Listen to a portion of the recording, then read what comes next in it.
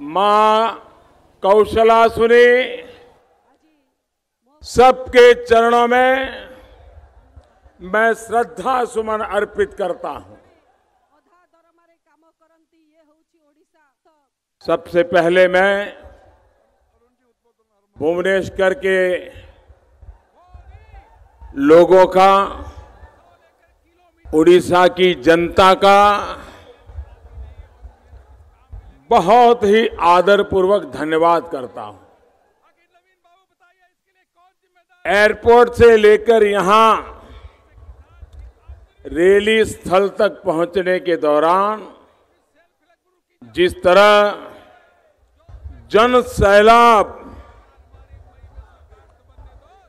उमड़ पड़ा वो अभूतपूर्व है। ये कहने को तो रोड शो था, लेकिन इसमें ओडिशा की महान संस्कृति, यहां की महान परंपराओं की झलक भी मैंने देखी। बड़ी संख्या में नौजवान, महिलाएं, बुजुर्ग लोग पूरे परिवार के साथ रास्ते पर जुटे हुए थे और उनके चेहरे पर जो मैंने खुशी देखी, जो स्नेह देखा, वो मैं जीवन भर मुझे याद रहेगा।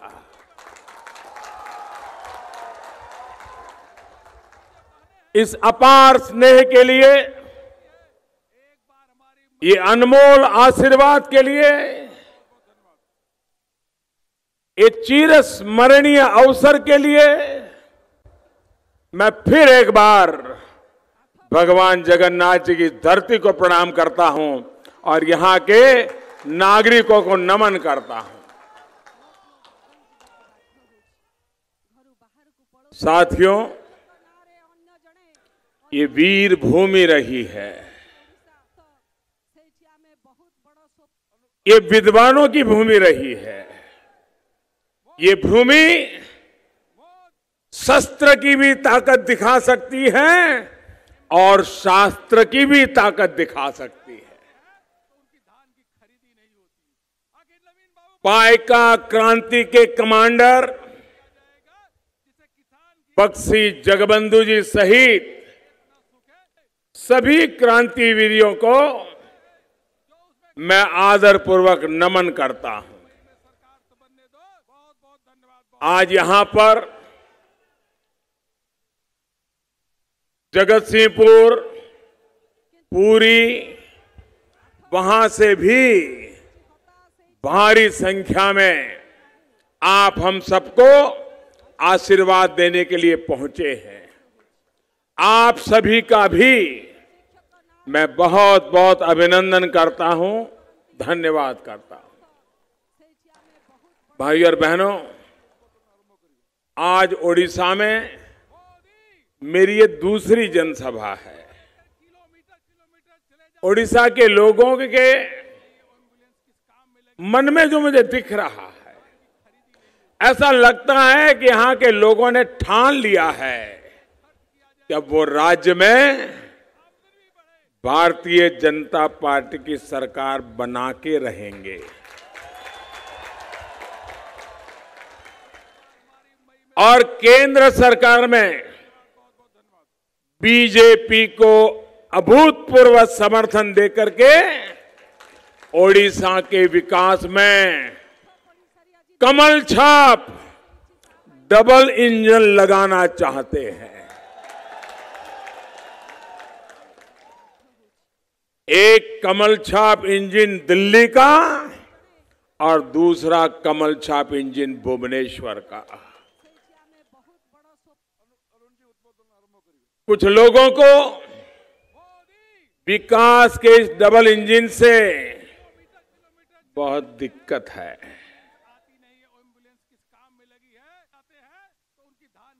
उनको परेशानी हो रही है। उनको लगता है मुमकिन नहीं है, उनको ये नामुमकिन लगता है।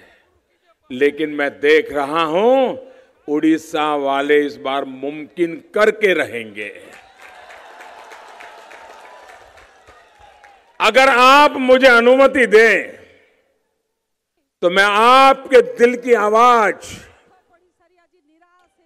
दिल्ली तक एयर कंडीशन कमरों में बैठ करके हिसाब किताब लगाने वालों तक पहुंचाना चाहता हूं। आप सहमत हैं? आप सहमत हैं?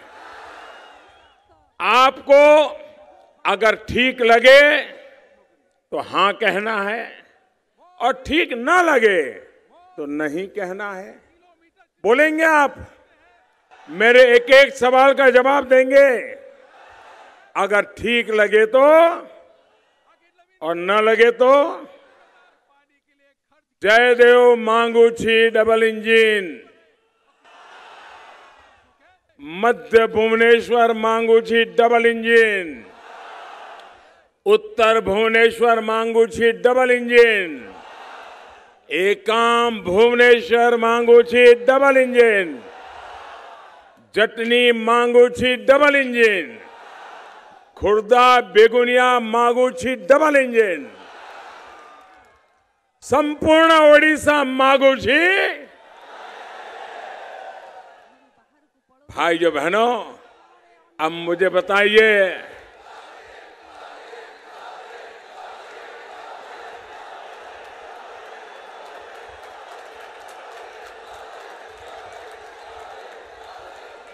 ये जोश, ये मिजाज उनको सोने देगा क्या?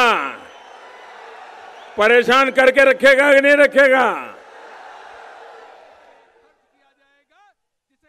भारतीय जनता पार्टी आपके इस विश्वास के लिए, मुझ पर आपके इस आशीर्वाद के लिए मैं फिर एक बार आपका बहुत बहुत आभारी हूं। भाइयों और बहनों, अरसे बाद भारत में लोकसभा के लिए ऐसा चुनाव हो रहा है जब केंद्र सरकार एक जन विश्वास के साथ मैदान में है और विपक्ष लड़खड़ा रहा है, अविश्वास से भरा पड़ा है। ये चुनाव ऐसा है, आमतौर पर चुनाव में सत्ता दल के प्रति राजई नाराजी गुस्सा होता है, जैसे उड़ीसा में है, उड़ीसा की सरकार के प्रति है। लेकिन पहली बार पूरे भारत में लोकसभा के चुनाव की बात आती है तो ध्यान में आता है कि लोगों का गुस्सा न मोदी पर है, न चौकीदार पर है, न दिल्ली की सरकार पर है। लोगों का गुस्सा निकल रहा है, वो महामिलावटी लोगों के खिलाफ निकल रहा है, विपक्ष के खिलाफ निकल रहा है और उनके व्यवहार के कारण जनता गुस्से में है। एक ऐसा विपक्ष जो सुबह शाम झूठे आरोप लगा रहा है, जिसके पास देश को कहां ले जाना है, देश को कहां पहुंचाना है, इसका कोई विजन नहीं है। न दल में कोई मिशन है, न नेताओं में कोई विजन है, न उनकी पास नीति है, न नीयत है और न ही कोई नेता है। उनका एक ही एजेंडा पर काम कर रहे हैं। ये हमारे विरोधियों का एक ही एजेंडा है। आपको याद है कौन सा है? कौन सा एजेंडा है मालूम है? मोदी हटाओ, मोदी हटाओ, मोदी हटाओ, मोदी हटाओ, मोदी हटाओ। सुबह शाम माला जप रहे, माला। मोदी जाए, ये मोदी है तक हमारी दाल गलने वाली नहीं है। उनके लिए देश एजेंडा नहीं है। देश का विकास उनका लक्ष्य नहीं है। वो सारे घेरकर एक ही काम करना चाहते, बस मोदी हटना चाहिए। क्या आप हटने देंगे? आपकी ताकत ज्यादा है कि मुट्ठी भर मिलावटियों की ताकत ज्यादा है? वंशवाद की ताकत ज्यादा है कि आपकी ताकत ज्यादा है? परिवारवाद की ताकत ज्यादा है कि आपकी ताकत ज्यादा है? साथियों, इसी वजह से कांग्रेस और उसके साथियों ने देश की जनता के सामने अपनी क्रेडिबिलिटी, अपनी प्रतिष्ठा, अपनी आबरू, ये देश की जनता का विश्वास खो चुके हैं। आज लोगों को विश्वास हुआ है कि पहली बार ऐसी सरकार दिल्ली में बैठी है जो पूरी ईमानदारी के साथ सिर्फ और सिर्फ देश के विकास के लिए काम कर रही है। एम्बुलेंस आती नहीं है, एम्बुलेंस किस काम में लगी है, आते हैं उनकी धान की खरीदी नहीं होती।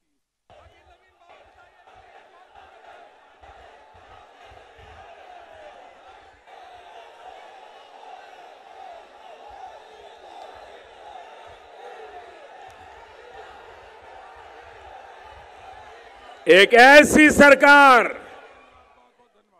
जो मां भारती की सुरक्षा,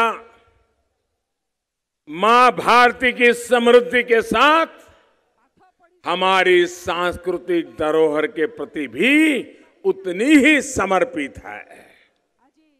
लेकिन साथियों, याद करिए 2014 से पहले क्या होता था? क्या होता था? हमारे आने से पहले खबरें क्या आती थी? 2004 से 2014 रिमोट कंट्रोल की कांग्रेस की सरकार ने, वो रिमोट कंट्रोल से चलती थी। कांग्रेस सरकार ने ऐसा माहौल बना दिया था कि अपनी संस्कृति और परंपरा की बात करना एक प्रकार से गुनाह बन गया था। समाज में उसको अछूत बना दिया जाता था, उसका बहिष्कार कर दिया जाता था। इतना ही नहीं, कांग्रेस ने हमारी आस्था को, हमारी परंपरा को हमेशा हमेशा के लिए तबाह करने की एक गहरी साजिश भी रची। ये साजिश थी देश के हिंदुओं को आतंक से जोड़ने की। भाइयों और बहनों, हमारी रगों में वसुधैव कुटुंबकम के संस्कार है। हजारों साल से हमें सिखाया गया कि हर नर में नारायण होता है, हर नारी में देवी